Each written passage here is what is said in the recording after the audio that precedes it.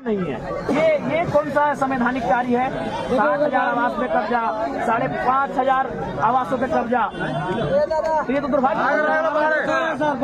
आराम से हल्ला नहीं। देखिए, आप जान रहे हैं कि जब प्रशासन और जब पुलिस सामने आता है तो आम लोगों को पहचानती नहीं है, आम लोगों को लाठियों के साथ उनका मैंने स्वागत करती है, इसीलिए हम प्रारंभ किया। अब सवाल है कि ये युवा इस आवास में रहने के लिए कैसे प्रेरित हुए भाई? क्योंकि ये क्वार्टर है, तो ये इसलिए प्रेरित हुए कि बगल में इन्होंने देखा कि एक एक व्यक्ति ने कहीं 7 क्वार्टर पे कब्जा किया है, तो किसी ने देखा 5 क्वार्टर पे कब्जा किया है, तो इनको ऐसा लगा कि शायद ये जो है इसकी कोई निगरानी नहीं करता, इन जो क्वार्टर हैं इनका कोई देखभाल नहीं करता है, या फिर किसी की जिम्मेवारी नहीं है इन क्वार्टर्स की।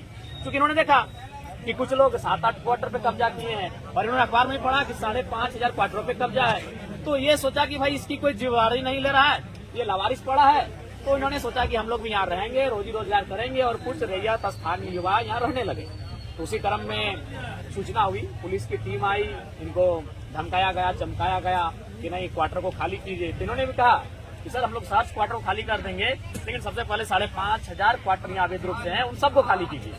नहीं तो ये गलत है कि कोई झारखंड का आदमी जब क्वार्टर में आता है तो आपको इलीगल लगता है, अगर इलीगल है तो सबके लिए इलीगल होना चाहिए।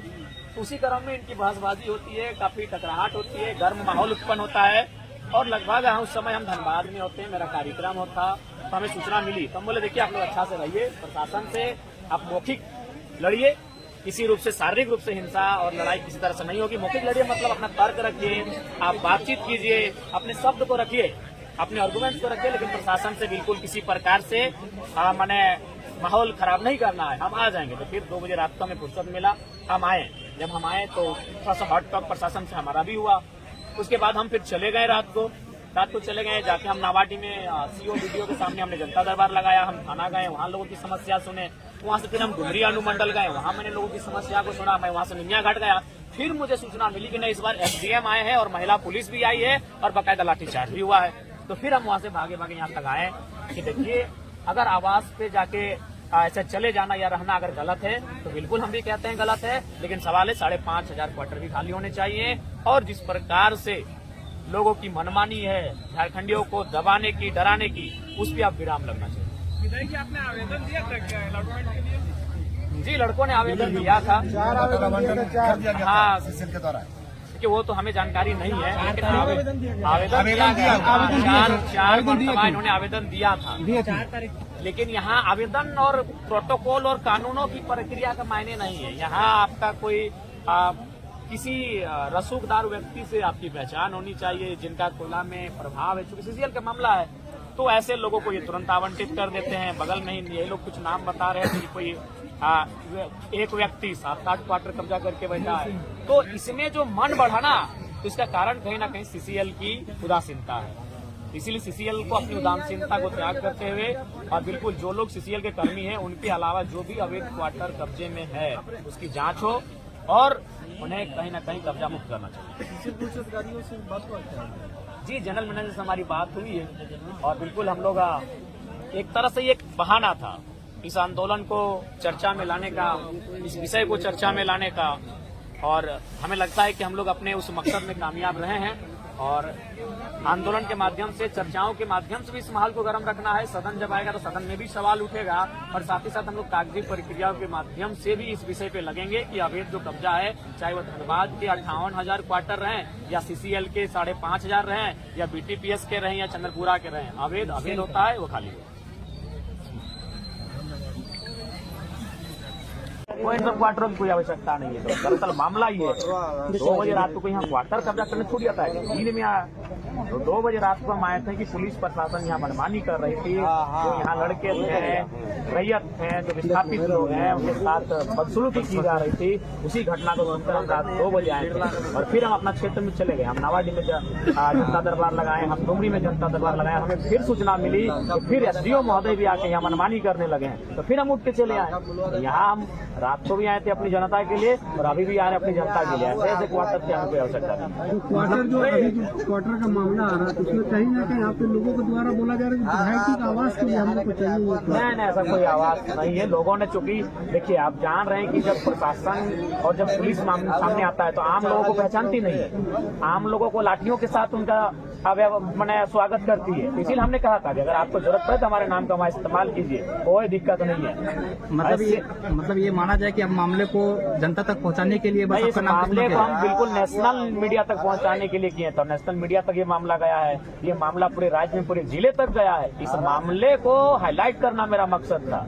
चलिए यहाँ तक आपका ये जो पहल है, जिससे क्या लगता है कि सीसीएल जो अवैध क्वार्टर के बाद मांग कर रहे हैं, क्या वो खाली करवा? देखिए, हम स्पष्ट कहना चाहिए, या तो सीसीएल अवैध क्वार्टर को खाली करे, या तो हम तमाम रैयतों को कहेंगे कि अगर सीसीएल गैर कानूनी है तो क्यों आप क्यों मतलब राजा हरिश्चंद्र बन के बैठे हैं? जितना सक्षम है, जो क्वार्टर दिख रहा है कब्जा कर लीजिए। हम सेल को भी कहेंगे, सेल में जो बोकारो के लोग हैं, जब वहाँ खटाल बसा है और कि कोई कुछ नहीं कर पा रहा है, तो सेल के जो विस्थापित 19 गाँव के लोग हैं, 84 मौजा के लोग हैं, पूरा गांव 10,000 5,000 लोग जाएं और जो जमीन खाली हो तब जाकर।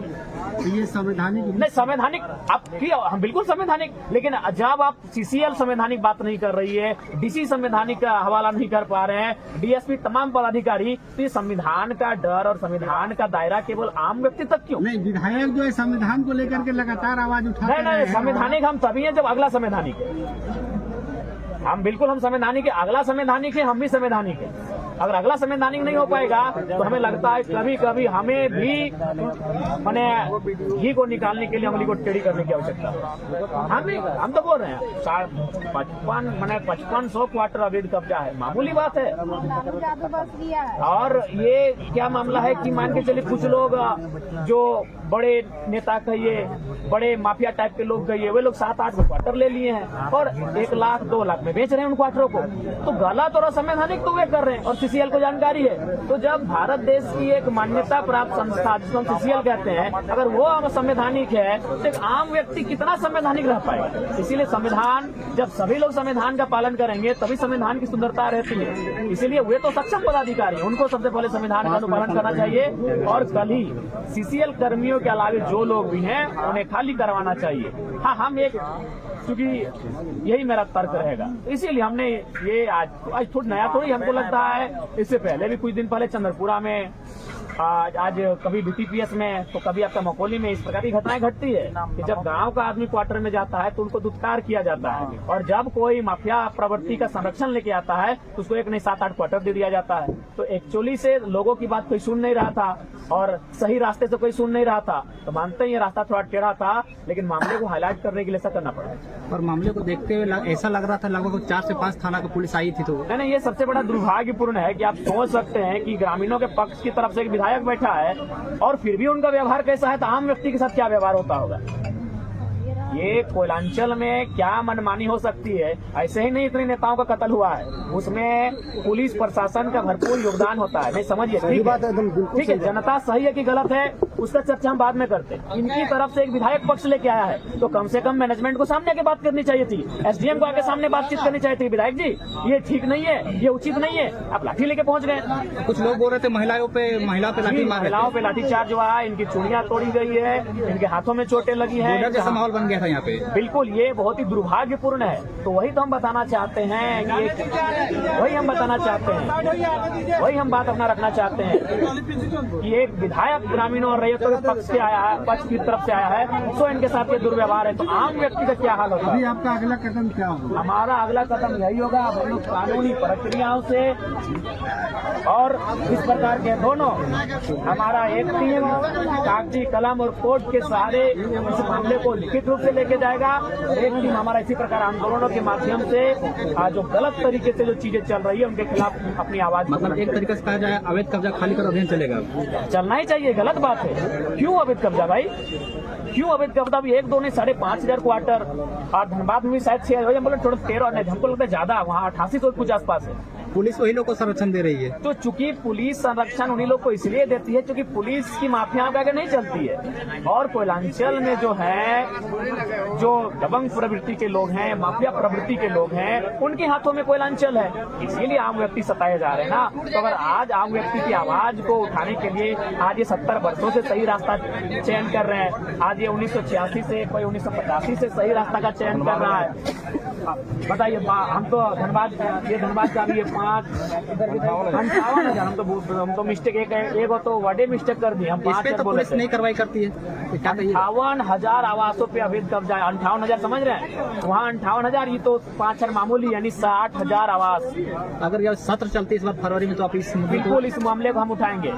इसीलिए मैं मानता हूँ कि हमारा ये रास्ता थोड़ा सा टेढ़ा है, रास्ता थोड़ा सा लीक से हटकर है, लेकिन इंसान मजबूरी में इन रास्तों पे आता है। ये देखिए, ये आज का पेपर नहीं है, ये कई महीनों नहीं, हमें लगता है वर्षों पुराना पेपर है, जहां स्पष्ट लिखा है, ये इस देश का एक सम्मानित अखबार है, प्रभात खबर में छपा है, जी धनबाद संस्करण में छपा है कि 58,736 आवासों पे कब्जा है, जिनमें समझ सकते हैं ये धनबाद का मामला है लगभग 60,000, और यहाँ बोकारो ने सिर्फ बेरमो का मामला है 6,000, फिर बोकारो सेल की बात करेंगे तो ऐसे अनगिनत कब्जे हैं। तो हम इसमें भी और एक पेपर दिया गया है, ये बेरमो वाला, CCL के 5,500 क्वार्टर पे कब्जा है।